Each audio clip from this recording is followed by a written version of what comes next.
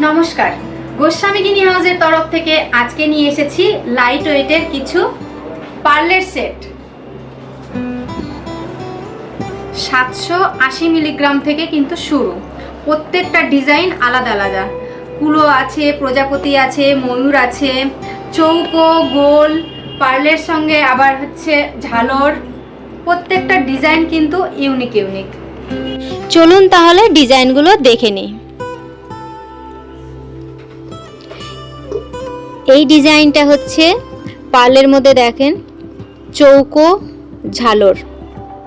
এটা হচ্ছে ময়ূর, এটা প্রজাপতি, এটা কুলো।